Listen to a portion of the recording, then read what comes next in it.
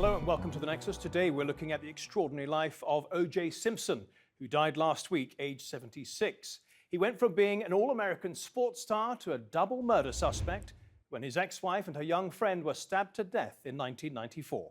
In a moment we'll hear from his lawyer handling his estate and one of his defense attorneys during his murder trial.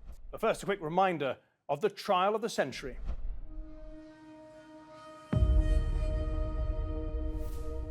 OJ Simpson in a knit cap from 2 blocks away is still OJ Simpson. It's no disguise. It's no disguise. It makes no sense. It doesn't fit. If it doesn't fit, you must acquit. If it doesn't fit, you must acquit. You must acquit. In a trial full of dramatic moments, that one is surely one of the most memorable. OJ's defense attorney, Johnny Cochran, raising doubt in the minds of the jury. Their verdict, which was watched by 150 million Americans, stunned the nation. Mr. Simpson, would you please stand and face the jury? We, the jury, in the above entitled action, find the defendant, Orenthal James Simpson, not guilty of the crime of murder. Many couldn't believe it. They had watched the trial on TV and saw prosecutors present forensic evidence that O.J. Simpson had murdered Nicole Brown Simpson and her friend Ron Goldman. The mere fact that we find blood where there should be no blood, in the defendant's car, in his house, in the driveway, and even on the socks in his very bedroom, at the foot of his bed, that trail of blood from Bundy through his own Ford Bronco and into his house in Rockingham is devastating proof of his guilt.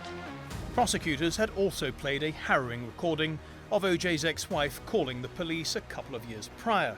What does he look like? He's OJ Simpson. I think you know his record. Could you just send somebody over here? You're going to hear him in a minute. He's about to come in again. Okay, just stay on the line. I don't want to stay on the line. He's going to beat the Wait a minute. The officer who responded to the emergency call testified that OJ had beaten her, and the jury was shown photographic evidence. A woman came running out of the bushes to my left, crossed the driveway, and started yelling, "He's going to kill me, he's going to kill me." The prosecution then believed they had a compelling case, but they were going up against OJ's defense team, which was one of the best that money could buy. Led by Robert Shapiro, it comprised Robert Kardashian, Alan Dershowitz, Johnny Cochran, and Robert Blasier. The press dubbed them the Dream Team, and in the so-called trial of the century, they outgunned the prosecution. In one of the longest trials in Californian history, lasting 11 months, the defense steadily chipped away at the prosecution's case, starting with the DNA evidence, which they argued had been tampered with and was not reliable. The fact that blood mysteriously appears on vital pieces of evidence, and it's predicted what the results will be regarding DNA when that evidence is still in the police lab, is devastating evidence of something far more sinister. They also argued that Detective Mark Furman, who found the bloody glove at O.J. Simpson's house, had planted it there because he was a racist. Witnesses for the defense testified he'd used the N-word many times in the past. Furman lied in court and denied it. Do you use the word in describing people? No, sir. The defense later presented audio tapes of Furman using the N-word many times a few years before the trial. His credibility was shot. They also successfully portrayed the LA police as systemically racist, and some jurors were ready to believe this given the recent events. There had been race riots in the city just 2 years earlier, in 1992, after the policemen who were filmed beating Rodney King were cleared by a court of using excessive force. In the O.J. Simpson trial, the vast majority of jurors were black, and at the time they said they'd reached a not guilty verdict because the prosecution's case was weak. But years later, at least one juror admitted race had played a part. Do you think that there are members of the jury that voted to acquit OJ because of Rodney King? Yes. You do? Yes. How many of you think felt that way? Oh, probably 90% of them. That was payback? Uh-huh. You think that's right? The racial divide was abundantly clear on the Oprah Winfrey Show, as her studio audience watched live as the OJ verdict came in. We, the jury, in the above entitled action, find the defendant, Orenthal James Simpson, not guilty of the crime of murder in violation. Black women overwhelmingly cheered. White women were horrified. A couple of black women in the audience did feel the same way. A survey at the time revealed this racial divide was real. After Simpson was acquitted, 69% of white Americans said they believed he was probably or definitely guilty. Just 16% of black Americans felt the same way. In his first interview after the not guilty verdict, OJ Simpson was confronted with a simple fact. The truth is that in the minds of millions of people around the world, you killed Nicole Brown and Ron Goldman. They believe that. That's their perception. And because you had a lot of money and you had some innovative lawyers, you're going to get away with it. Can you live with that public perception in the minds of some people? Well, I don't think doing this tape is going to change a lot of minds. Basically, I think the people who have had faith in me and believed in me, hopefully I'll justify that. Thanks. I'm Norm Macdonald, and this is the Fake News. America's top satirist at the time, Norm Macdonald, ridiculed Simpson's protestations of innocence and was eventually fired from Saturday Night Live for making jokes like this. In his book, OJ Simpson says that he would have taken a bullet or stood in front of a train for Nicole. Man, I'm going to tell you, that is some bad luck when the one guy who would have died for you kills you. That's probably...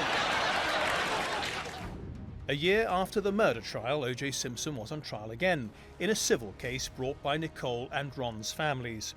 This time he was found liable for their deaths and ordered to pay $33 million in compensation and damages. We finally have justice for Ron and Nicole. A decade later, OJ Simpson and his ghostwriter published If I Did It, a supposedly hypothetical account of the murders, but no confession. He filmed an interview to boost sales. And it concerns the murders of my ex-wife, Nicole Brown Simpson, and her young friend, Ronald Goldman. OJ stood to make a lot of money from the book, but a court stepped in, awarding the book rights to the Goldman family, in part to satisfy the ruling in the civil case. In 2008, exactly 13 years to the day after his acquittal, OJ Simpson was found guilty of robbing a casino in an attempt to get back his old trophies. He spent the next 9 years in prison and was released a worn-out 70-year-old. OJ spent the last 7 years of his life a free man, but in relative obscurity. He released this final video message back in February. Hey, X-World, it's me, yours truly. Boy, what a beautiful day it is. My health is good. I mean, obviously I'm dealing with some issues, but hey, I think I'm just about over it, and I'll be back on that golf course, hopefully in a couple of weeks. OJ Simpson died from his prostate cancer just 2 months later, apparently surrounded by all his children and grandchildren. Hospice? You talking about hospice? No, I'm not in any hospital. I don't know who put that out there, but whoever put that out there, I guess is like the Donald say, can't trust the media. Let's bring in our panel now, and Robert Blasier defended OJ Simpson during his murder trial. Malcolm LaVergne has been OJ's lawyer for the past 7 years and is the executor of his estate. And finally, we have Nexus regular Vinoo Varghese, who's a criminal defense attorney and a former prosecutor. Welcome to the program, everyone. Robert Blasier, if I may start with you. Even after all these years, Robert, people still want to know how OJ Simpson got away with murder. That's their phrasing of it, not me. Can you tell me how you and your team won that trial? Well, there were many factors that played into it. I mean, my responsibility was with all the forensic evidence, and I think we were able to raise reasonable doubt about that. But you've also got the issues with the gloves and Mark Furman's racism, and you know, that combined all together to lead to the jury verdict. And I think a lot of it is also due to the way Marcia Clark picked the jury.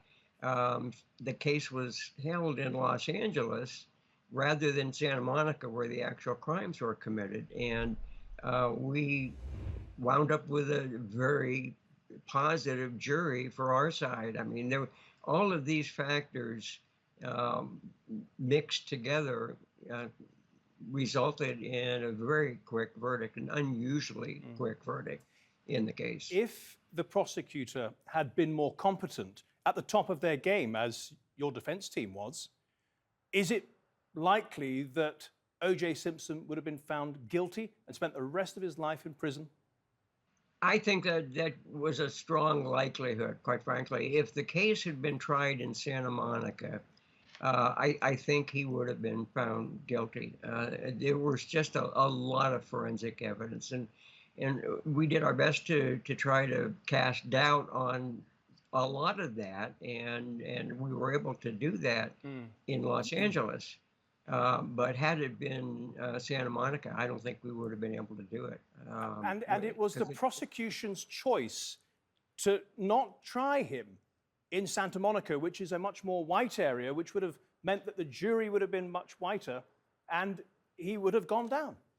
Why would they choose that? Why would they make that decision? It seems crazy. Well, according to them anyway, they felt that because of security concerns, they knew this was going to be a huge trial. And because of security concerns, they wanted it downtown where they could kind of stay close to the central part of the town rather than going out to Santa Monica. I think that was a mistake, quite frankly. I mean, when we did the civil case, we did it in Santa Monica, which was a big mistake for us. Well, because he was found unanimously to be liable for their deaths in that case. We'll come to that a little later, but let's go back to the prosecutor, Marcia Clark. So not only did she decide for the prosecution, the trial to happen downtown LA, where there would be a much more greater chance of having a black jury, not only that, she actually expressed a preference for black women to be on the jury. Again, why? That's my understanding. I think she did a totally miscalculation in terms of the racial issue, and I've learned, I never talked to her about it, but I've learned that she wanted to have elderly black women on the jury because she thought that would be more sympathetic to the victims. It turned out to be a huge mistake, and you just can't ignore the racial component of the case. It's there. It's not something that we raised. It's just there. The black jurors at the time told the press that they were concerned about evidence tampering and about the racist police. But later, in the last couple of years, one or two jurors have come out and said, no, actually, it was in revenge for what happened to Rodney King. What do you think was really their motivation for their verdict? Well, I'm not sure that the Rodney King case really had that much effect on our jury. I think our jury was impressed by the job we did defending OJ and the poor job that the prosecution did. I just don't think the Rodney King thing was a big factor. I mean, it was something that had happened a few years before, and but I think it was systemic racism of the Los Angeles Police Department was a big factor in it as well. What's interesting about you, Robert, is that you're the only lawyer to have won and lost an OJ Simpson case. So you defended him, well, you were part of the team that defended him in the criminal trial in '95, and then the following year, you went to trial again with him in a civil trial brought by the families of Nicole Brown Simpson and Ron Goldman, and you lost that. Why was there that difference? Oh, well, a big factor of that was the venue being in Santa Monica rather than downtown LA. Plus, the people did not like OJ at all. We had a predominantly white jury. He had to testify. That was a big factor as well, because we had convinced him not to testify in the criminal case, which was his right. But in the civil case, he didn't have a choice. So we knew that he was not a good witness for himself, just because of the domestic violence issues that came up in both cases. So it was we pretty much knew we were going to lose the case in the civil case, and I actually told OJ before the civil case started. I said, why don't you just default and let the let the judge decide what the penalty is, and go with that, rather than having a lengthy trial. And he decided against that. Why did he decide against it? Well, he was so adamant that he was totally innocent of the homicides, and he has a very strong ego. He's a great guy. He's a very nice man, but he's got a very strong ego, and I think he felt like he needed to prove something. Did he feel like he'd got away with it once? He'd want to get away with it in the civil trial too? No, I wouldn't say that at all. I would say that he was so convinced of his own innocence that he wanted that to be presented to everybody else. And, that's why he took the posture he did. Yeah. I don't think it was, what you said. So he was acquitted in the criminal trial, but he was found liable in the civil trial. What does that mean, liable? It just means when you have a civil trial, you're talking about damages. You're not talking about putting somebody in jail, and there's a lower burden of proof. You only have to prove 51% of the evidence in favor of the plaintiff. So, it's a whole different proceeding. What was the question put to the jury, though? Do you find the defendant? Well, it was basically the same thing as the criminal trial. Do you find that he was responsible for, and I don't remember the exact way it was phrased, but civil juries are given specific instructions in terms of a list of questions that they're asked, and then they respond, and they assess a penalty. Right. So in the civil trial, the jury believed he did kill Nicole and Ron. And did he ever tell you, Robert, why he killed them? Oh, he's always maintained his innocence. From when I got involved in the case until later, I mean, he's always maintained his innocence, and so I don't have any revelations about. Understood. Malcolm, I'd like to come to you now. We can join up the two lawyers from the civil trial, because you have been in the news, in the international news lately, for having said that the family of Ron Goldman, who filed and won that civil suit, will never receive a cent from OJ Simpson's estate, even though the court ordered him to pay millions. Would you like to just put the record straight on that? Have you changed your perspective on that? Oh, yeah. I'm sure you know by now that was basically me talking for two reasons. Number one, still kind of talking as Mr. Simpson's attorney in an adversarial environment.